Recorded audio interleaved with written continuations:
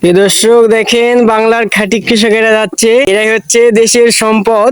আমাদের দেশে ফসল উৎপাদন করতেছে জন্য আমরা সুলভ মূল্যে পাচ্ছি। এই যে আমাদের খাঁটি কৃষকেরা কাজ করছে এখন। আতপ ধান, আমাদের আমন সিজনের যে চিনি আতপ ধান, সেটাতে সর্বশেষ যে বিষ প্রয়োগ, যেটাকে আমরা কীটনাশক বলি শুদ্ধ বাংলা ভাষায়, সেই কীটনাশক প্রয়োগ করার জন্য যাচ্ছে। এই যে একজন আমরা কৃষকের সঙ্গে কথা বলি। দাদা কেমন আছেন? ভালো আছি। এবারে মাঠের ফসল কেমন হয়েছে? খুব ভালো। তো পোকার উপদ্রব কেমন? এই যে বেশ কয়েকজনকে আমি দেখতে পাচ্ছি যে কীটনাশক প্রয়োগ করতে যাচ্ছেন, পোকাটা কেমন এবারে? পোকার উপদ্রব খুব একটা বেশি নয় এবছর। হারমানা বেশি, আচ্ছা আচ্ছা, পচা বেশি। ঠিক আছে, ধন্যবাদ। প্রিয় দর্শক দেখতে পেলেন, একজন কৃষকের সঙ্গে আমি কথা বললাম।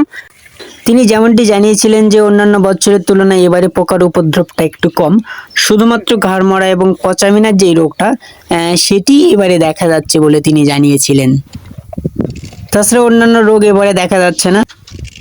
প্রিয় দর্শক, এই যে বিষ প্রয়োগ করে আসলো, আমি এমন একজন কৃষকের সঙ্গে আরেকবার কথা বলবো। তো বিষ যে প্রয়োগ করলেন, তো এখানে পোকা কেমন দেখতে পেলেন?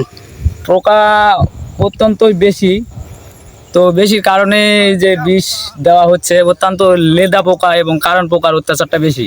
আচ্ছা, এটা মেয়াদ কতদিন থাকে যে বিষটা প্রয়োগ করতেছেন? তারপরে এটা কতদিন থাকে মেয়াদ? মেয়াদ থাকে আপনার হলো 15 দিন। আচ্ছা, 15 দিন মেয়াদ থাকে। হ্যাঁ। আচ্ছা ঠিক আছে, ধন্যবাদ। প্রিয় দর্শক দেখতে পেলেন যে 15 দিন মেয়াদ থাকে। তো এবারে মাঠের ফসল খুব ভালো হয়েছে।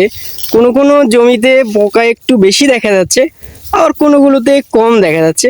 তো যেগুলোতে একটু বেশি, সেগুলোতে এই বীজগুলোকে মানে এই কীটনাশকগুলোকে প্রয়োগ করা হচ্ছে, যাতে করে কীটনাশকটা এই পোকাগুলোকে দমন করতে পারে।